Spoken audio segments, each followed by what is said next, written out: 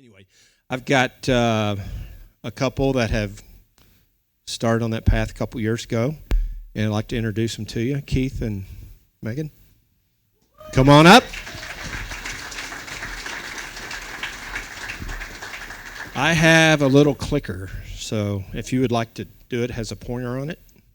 And tell us about your journey, how you found Lifestyles, what brought you to it, what made you make the decision to take the leap. Yeah, so my investments weren't performing, and I knew there had to be a better way. People were making a lot of money somehow, and I wasn't able to. What kind of investments were they? I invested in a lot of things, and I had some that did really well, but they weren't providing like cash flow.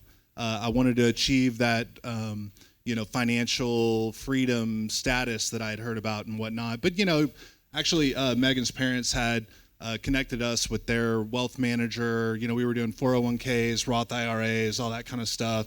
I started doing some venture capital, did crypto. Yeah, well, so we did crypto, we did venture capital, we've invested in an apparel company, and we did well in a lot of those things. Crypto, we mostly bought in, 2016, 2017. And we sold it all in 2021. I told him it was fake monopoly money. I said you're going to lose your butt. So you turned it into real money, and then you put it to work. And then so we sold it all in 2021. So you found Lifestyles by your parents? No, so that was who had originally kind of got us started on our investing path, right? And it was a good kind of training wheel process. We got budgets in place and got structured and those sorts of things. But again, I was watching my net worth. We had a dashboard, and I'm like, man, it should be going up faster than this. This is there's people that are doing this. I know we can figure it out. And actually, I'd been doing a bunch of research. Real estate seemed like the right path. I read a stack of books, probably this tall, over the course of 4 years, and we were living in the Austin area at the time.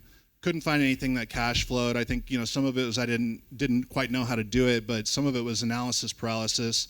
We ended up selling our house because we had built our dream house. Yes. And so we were selling our first house. We were selling our first house. My neighbor ended up buying it from us for his parents to move into. And I was like, I could just tell the way he had structured the deal and stuff that he knew about real estate. I started to ask him for mentorship, and he kept telling me, you need to check this Lifestyles Unlimited group out. And I went to the website, and I was like, I don't know, it looks a little gimmicky. And about 6 months later, I was about to buy a fourplex, and I went over and talked to him, and he goes, Keith, this is the last time I'm going to talk to you unless you go sign up for this Lifestyles Unlimited. So did you go in Austin? Or actually, we went in March 2020. The first two days. What timing was that? Huh? Over Zoom. So the 2 day that we did, David Fisher was in a hotel room. Again, I'm like, is this real? Like, what is this thing? But so he's actually an investor in this deal now. My old neighbor who can convince us to join Lifestyles is one of our investors now. Yeah, I find that a large percentage of our membership comes through somebody you knew. How many joined because you knew somebody that was already in Lifestyles? Okay, but almost half, right? So we to progress from there, we had built our dream home. We after joining Lifestyles, we originally, I thought we were going to want to be passive investors, and then I started to see what these leads were doing. I have a lot of business background and experience, and I was like, I could do this stuff, And so we started looking for deals around the Austin area, but nothing really produced cash flow. We started investing in passive deals. We got up to about 8 deals that we had invested in. And then, I told my wife, I was like, hey, I think if we moved, this is what we had lived in our new dream home for a year and a half. About it. I think it took longer to build than he let me live there. Yeah, so I told her I was like, listen, if we sell our dream house, move to Dallas, sell all of our crypto, I even tried to sell our car. It was 2021. It was the top of market. I mean, it was obvious, right? So yeah, we need a car.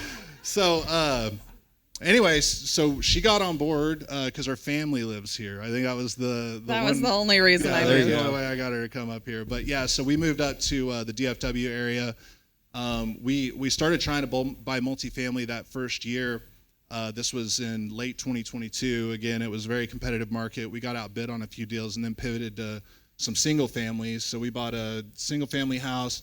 Sounds like we have a duplex right down the street from Kyle. Yeah, like I looked it up, and I Yeah. think it's right across 35. We're Yeah, right yeah. right next to you. So we're right in the same neighborhood. But yeah, then we ended up in 2023.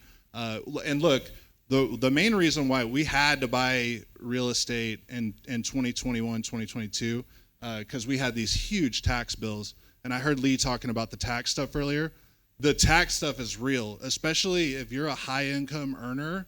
I mean, the amount of money that we've saved in taxes is just incredible, right? So Megan actually left her W-2 job about 2 years ago so that we could get the real estate professional qualification status.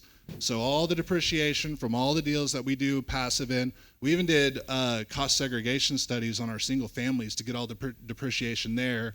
So then we had even more cash to go and invest. And anyway, I'm probably getting ahead of myself, but it was You are, yeah, but the we'll taxes- cover that this weekend. The taxes We'll is do just that. incredible what you can do with the taxes. So. Yeah, just to back up, those of you who are here for the first time, you might catch on to theirs. When you get to multifamily, there's two types of investors. There's a lead investor who goes and puts the deal together, and then there's the passive passive investor puts the money up. Not that he doesn't you put up a large percentage, Yeah. but we refer to those kind of tongue in cheek as there are two kinds of investors in lifestyles. There are those who like to work, and those who are willing to let them. So that's you got how many investors you have in your deal? We have 34. So in our 34 deal. people Yes. are willing to let you work for them. Yeah. In fact, we've got a few of them in the audience here. So I know I counted at least 5, right? And then we got the Poormans over here. This was actually their first deal that they invested in, Wow. and their first distribution check. I had them send me a picture of, and we sent out to the investors. All and right. everything. Yeah. But this is our 2 kids here, Riker and Riley. So we bought our property, and we'll show you on the next slide here. But we bought our property in November of 2022.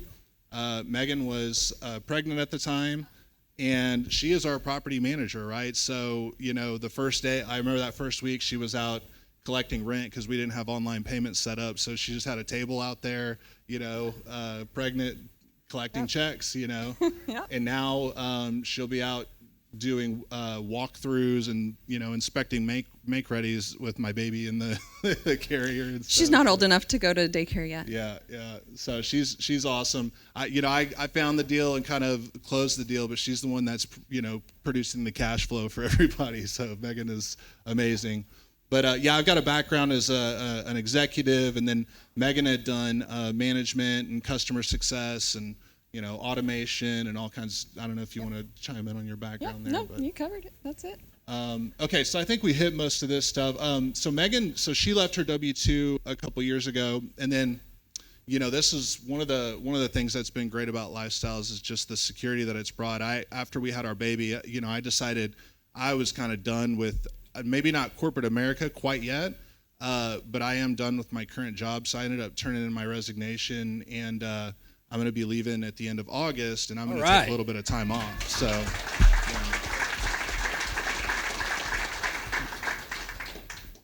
Another career disrupted. Yeah, yes. Both careers disrupted here. But yeah, I mean, so why did I join Lifestyles? I just saw a path to freedom. I'm very big on, just freedom at large. I mean, I love, America, right? We're all about freedom and everything, but there's the financial freedom, the autonomy to be able to do what we want and those sorts of things. And Lifestyles provided kind of a tangible, blueprint to get there, right? So this is the property. Yeah. Okay, so it's in Sherman. Yes, sir. Yeah, up in And- Sherman, Texas. Tell us about that. Okay, so Sherman is a fantastic market. There's a lot of semiconductor manufacturing going up there. Just all the numbers on the deal looked really good. As you can see, it was built in 2020, so it's a 21-unit property built in 2020. A lot of the properties that you'll see in Lifestyles are going to be, older deals that need capital infusion, those sorts of things. This one, they didn't actually quite finish it.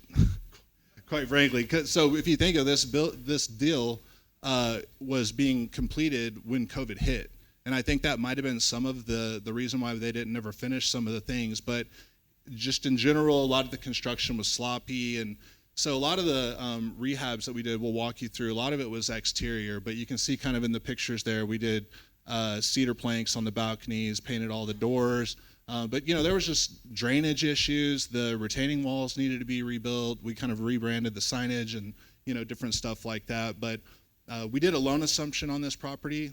That was another thing, right? As interest rates started to go up, there was a real good opportunity here to assume a loan that had a, attractive interest rate on it, plenty of term left for us and everything.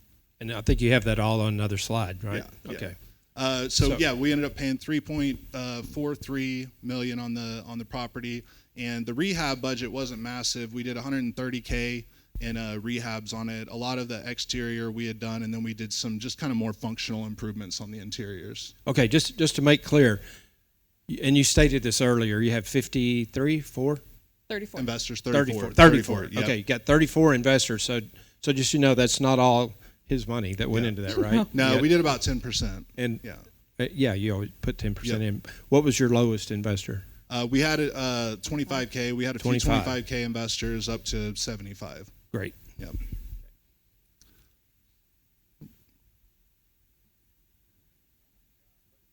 So this is a staged photo, right? But the interiors are very nice on the property. So we have our income at about 306K, expenses at 98. And again, this was the thing that I really liked about this deal. And whenever I was talking to the investors about it, I knew this deal was going to cash flow out of the gate. We bought this in November of 2022. Everybody was scared that, with all the stuff going on with Russia, people were worried about nukes and everything, right? And this deal, I could see, was going to cash flow. It was going to perform well, and it has. We paid out the first distribution after the first quarter, and then the last distribution that we just paid out, actually, I think we paid it out before July even hit. It was like June 28th or something. So within like 3 or 4 months, you got everything going, and we're distributing cash. That's right. Great. I had a very important due date that I had to have things done by. Yeah, so we had the first distribution we had to get out before the baby got here, and then the second one we wanted to get out before July ran around. Yeah, but that was about a 5.5%, and the cash on cash here is minus all the fees. This is like what actually showed up in investors' bank accounts.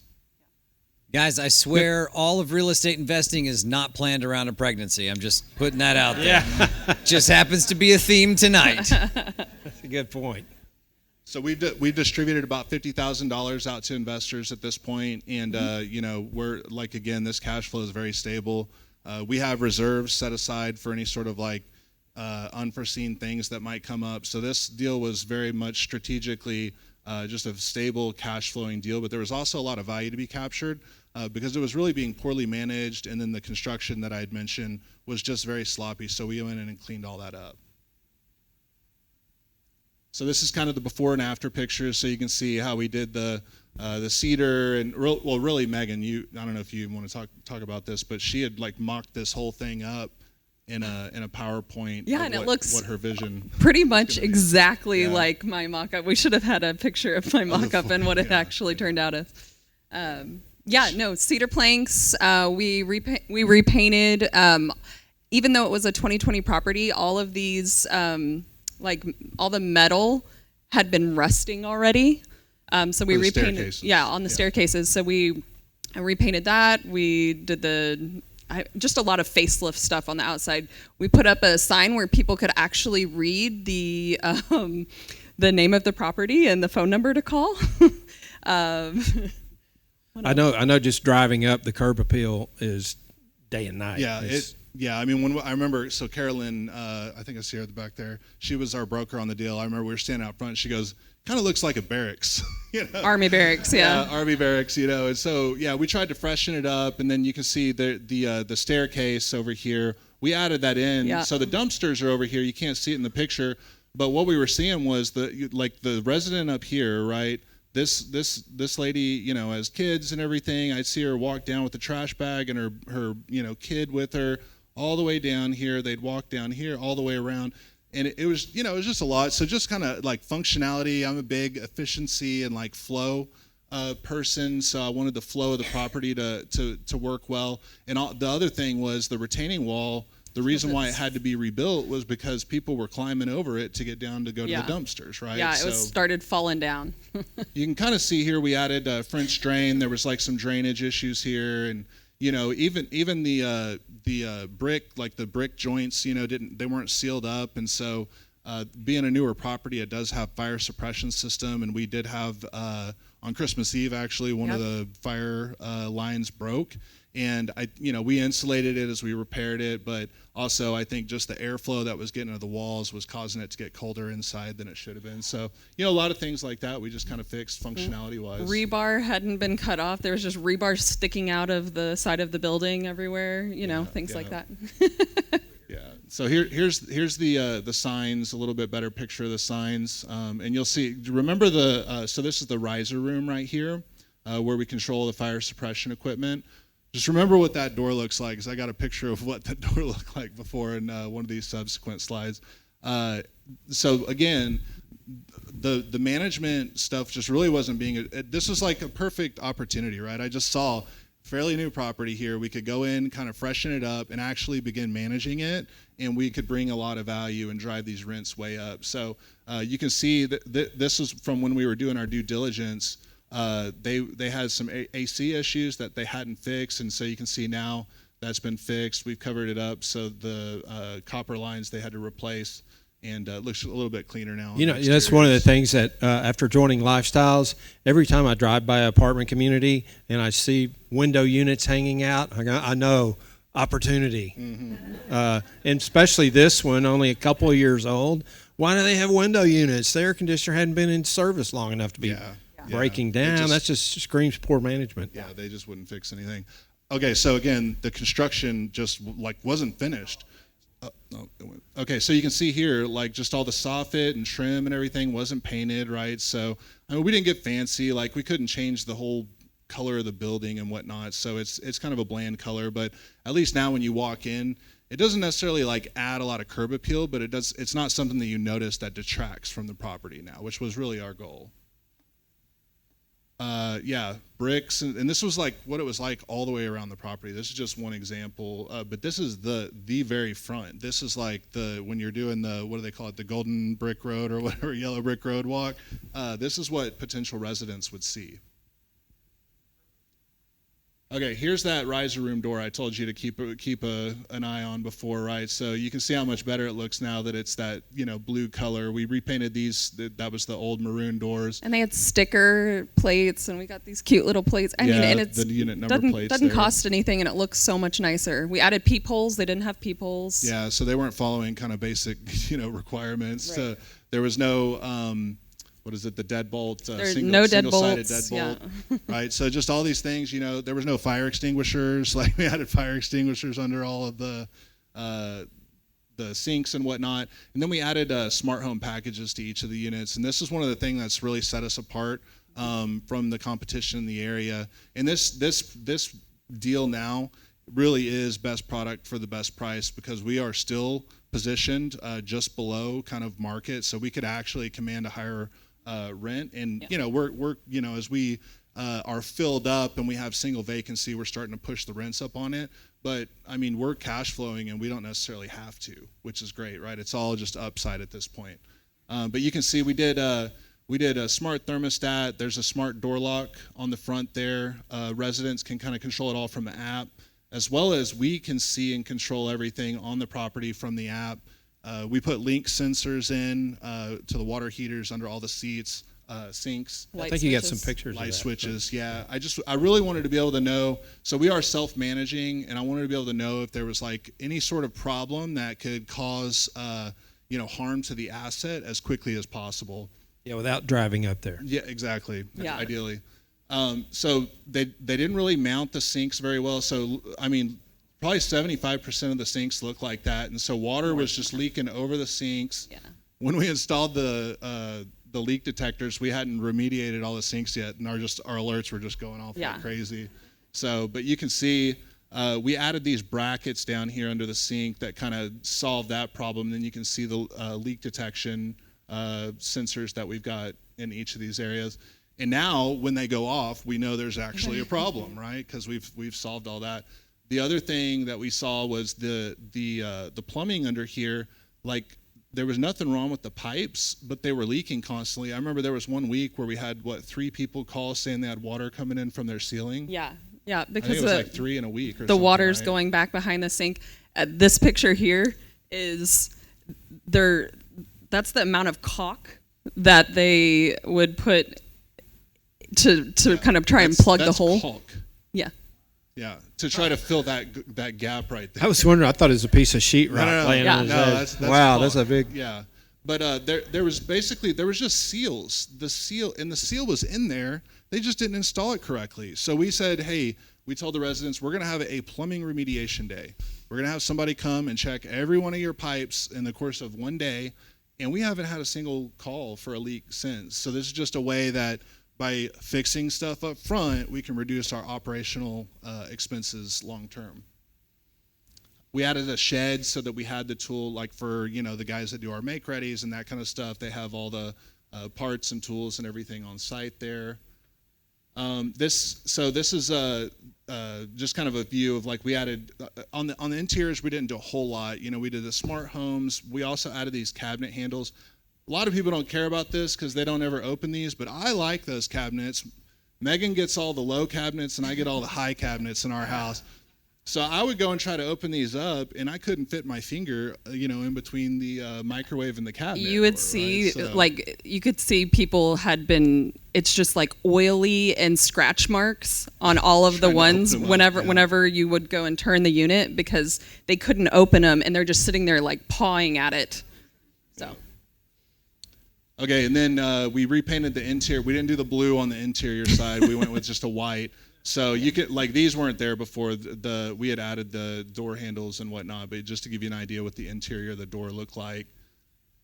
Here's the bathroom. So just kind of highlight here. So we've started to put all these washer dryers in. And I've got a slide of things that we didn't like about the property, but one of them is that there's not enough room to have like a full washing machine and a full dryer, and they don't have a dryer vent in their laundry area. So we found these combo units. Yeah. Go ahead. Yeah, you could. The only option you could have is a washer dryer combo, or just a washer, or just go to the laundromat.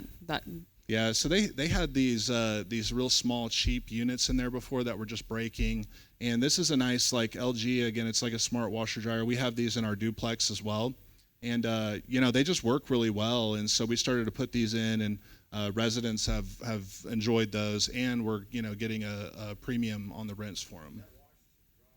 It's a washer dryer combo, and it's full size. So usually the cheap one that he's talking about, it could fit like a shirt, maybe your pants too, like because you have to. It was so small. It's like a 3.5 cubic foot. Yeah, it was a tiny drum. And you couldn't do sheets in it or anything. I don't know what they were doing before, not washing their sheets. I don't know. Okay, so that's it on the pictures and everything. We can get into the cash flow here a little bit.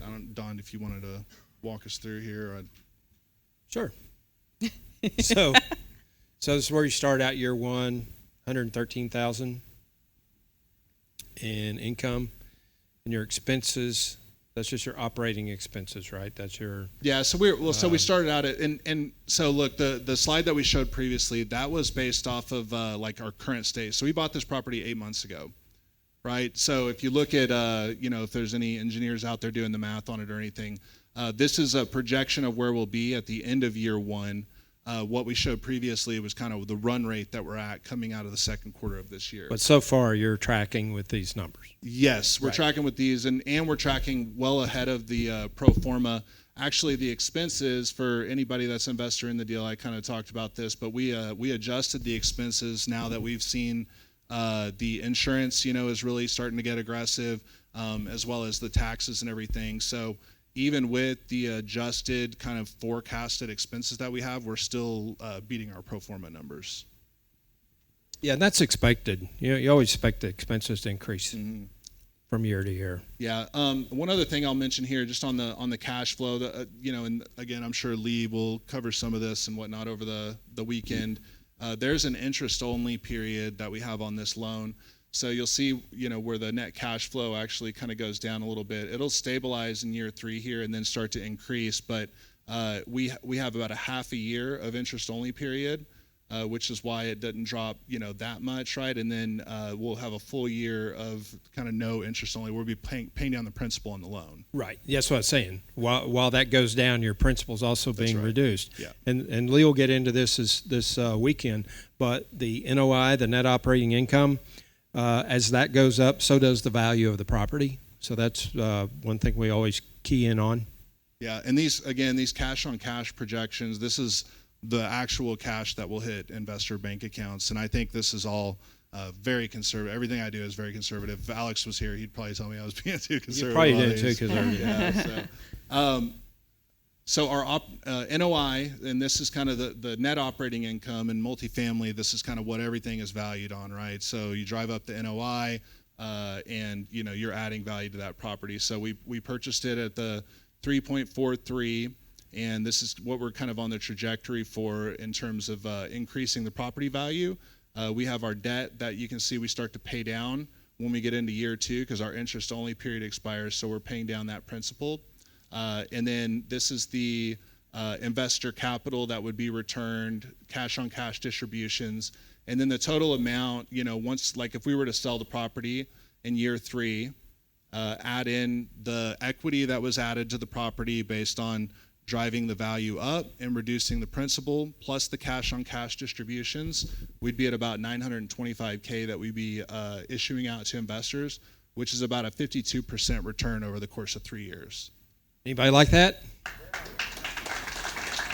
And I feel pretty confident we'll beat that number. I think he'll be ahead of that because we'll beat that he's real conservative, Yeah. and I'm surprised you didn't talk yourself out of buying it by making the numbers too conservative. I've seen that. Yeah, But, yeah. Yeah. Well, and this, again, this one, look, you knew it when you saw it because I knew it. he had looked we at so ran the many numbers. properties before that when he saw this one, he's like, that's it. Yeah, exactly. So how do we increase the NOI? So I talked about earlier, we actually started to handle maintenance requests and managing the property. We did the big facelift, fixed the property-wide issues. I talked about the plumbing, where we did plumbing remediation day, those sorts of things.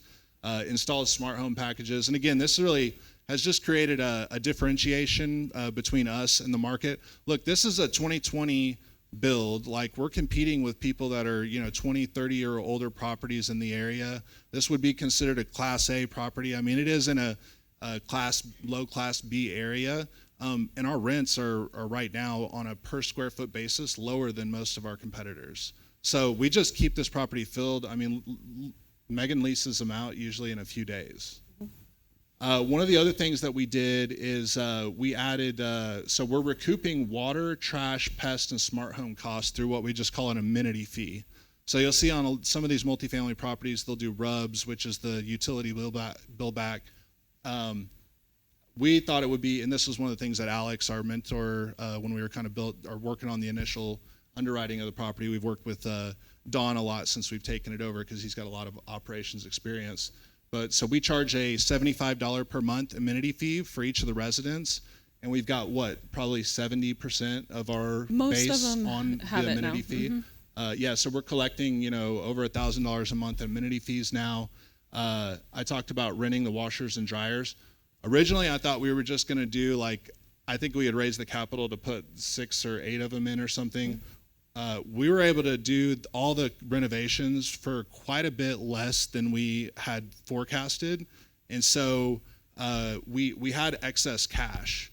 And so we were like, you know what? We're getting $55 a month for each unit we put these washer dryers in. We're renting them to everyone. It's a good place to put it. Yeah.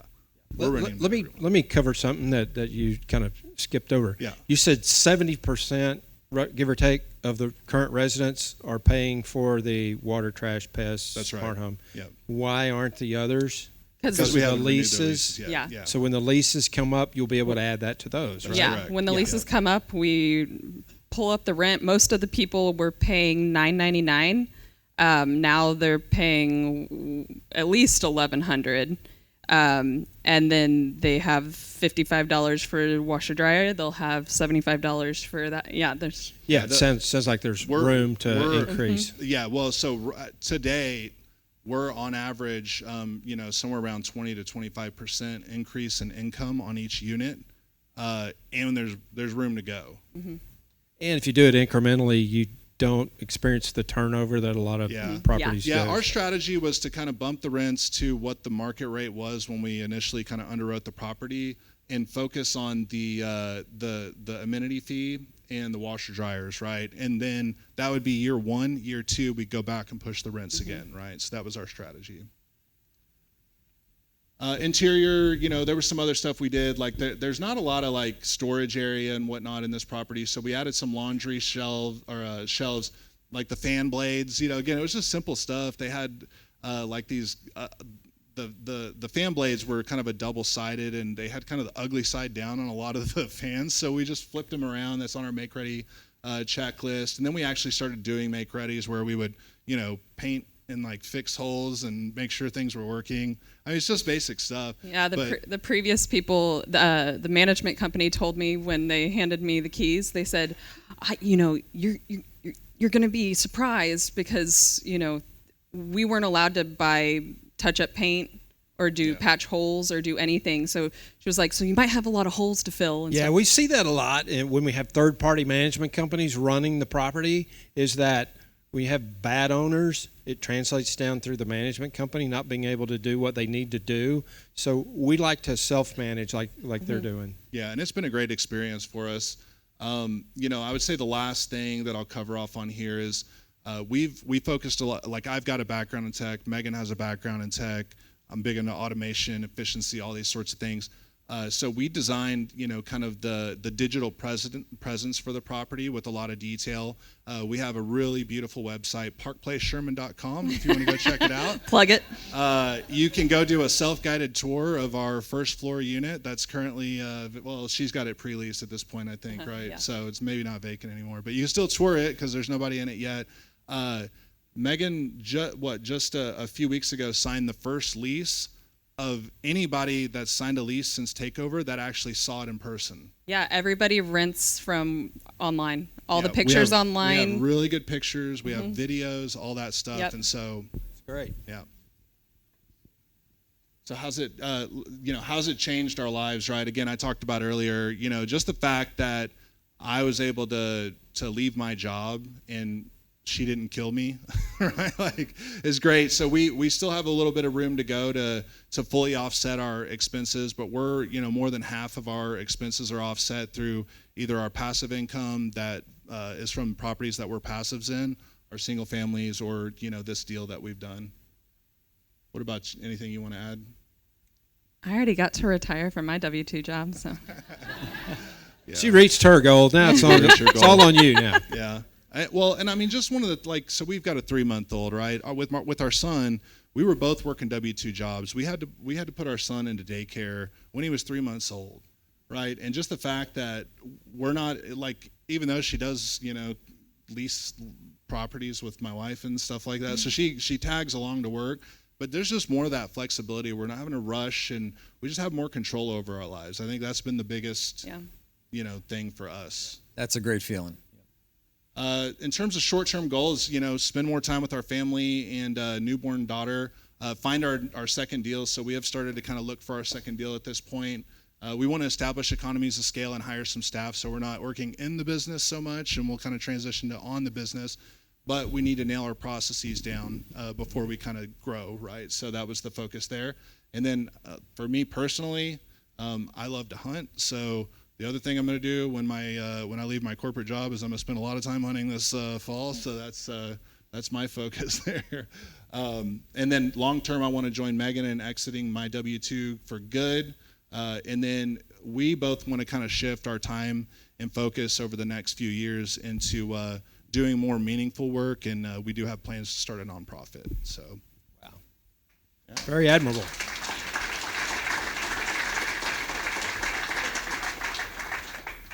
This is our team here. So I mentioned we've got Dawn. I put Robert Hale on here. So Alex Clark is the mentor that I've been working primarily with on the acquisition. Don has a lot more of the operations experience and whatnot. So he's the guy that I call when I need to figure out what's the No, we talk average. about water, right? Yeah, what's the average? Why does it use so much water? Unit gallon. But it does take a ratios team, to do this, especially up to closing. Yeah. You need lender, legal, insurance. You have all that. Yeah. So I put Robert Hale on here. He's one of the Central Texas mentors. But when I lived in Austin for that first 2 years that I was underwriting deals and making offers, Robert was with me every step of the way, touring properties. So Robert's a great guy. Yeah, great guy. Carolyn was our broker. She lived back there. So thank you, Carolyn. It doesn't look like barracks anymore, right? It looks good. barracks. Yeah. And then you can see our vendors here that we worked with. All right, great. I think they're going to come out very well on this deal. I think he's being a little conservative and got some room to bump things up. We're all gonna when we leave here, we're gonna head out. We're gonna go over to Bar Louie. Those of you who want to join us, we can continue on over there. But I'd like to thank Hold on, Keith Don, and Megan. Don, let's not skip What? questions because I know we have a few. Oh, that's right. Let's I do didn't that. see a hand up in the back of the room though. Well, let's get some hands up if you'd like there's to a hand ask a up question there. or two. Does anybody other than Leo have a question? Oh, thank you. Test. Hey, quick question, and thanks for your time. It's fascinating presentation. Nice job. I was curious about the capital raise process, right? As a first-time leads, what was it like building your investor list? How quickly were you able to raise the capital for this deal, et cetera? I'm over here. Hi. Okay. Yeah. Thank you. Thanks. So what was the process like, or what was the exact question for capital raise? I guess two questions. What was it like building out your initial investor list, and how quickly were you able to raise the capital for this deal? Okay. Yeah, it's a good question. So I had 2.5 years to build my list of investors, right? So, we had been in lifestyles for quite a long time and had built up quite an investor base. And interestingly, there's, some people that, as we were underwriting deals and communicating with our investor list, Charles and Patricia, if y'all are out there, thank y'all. They would send us emails cheering us on, and then when we finally found the deal, they invested in it, right? But I think the timing of this, right, the market was very, very spooked in November of 2020 too, and it was a little bit harder than I thought it was going to be to raise the capital, So there was a couple things we did, like to just kind of work the numbers and make them a little bit more attractive, but we did a lot of so we focus a lot of time on investor communications. And you can ask any one of the passives that out here in our deals. We do a video update every month. We've got a detailed presentation with pictures and all that kind of stuff.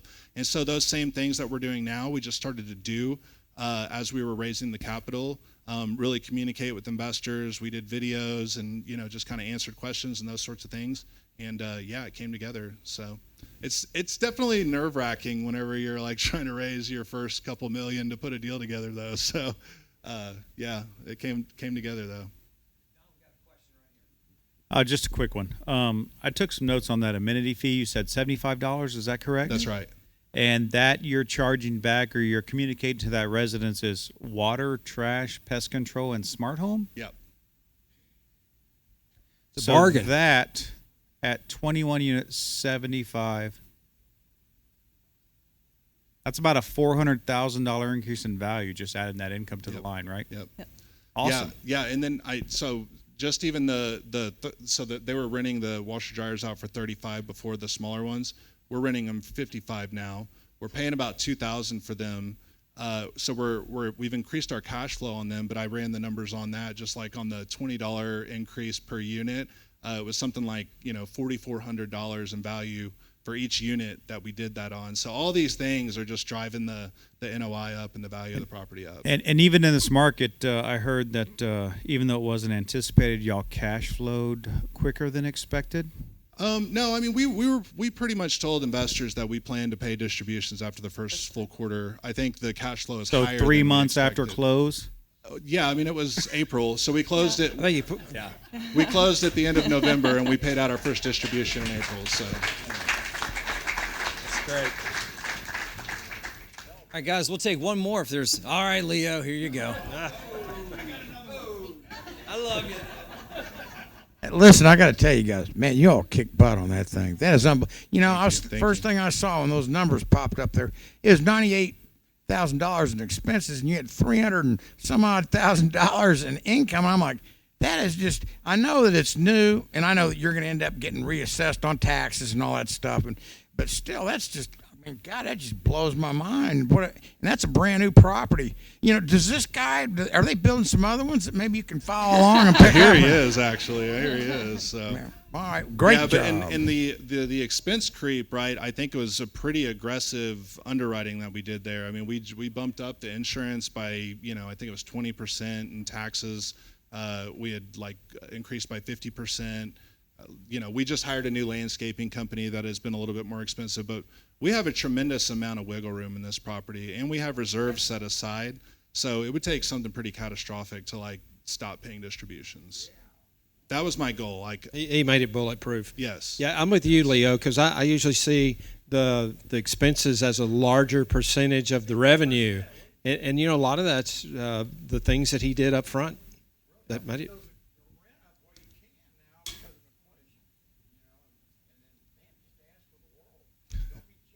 Yeah, we are. Incredible job, guys. Give him a hand. Thank you, guys.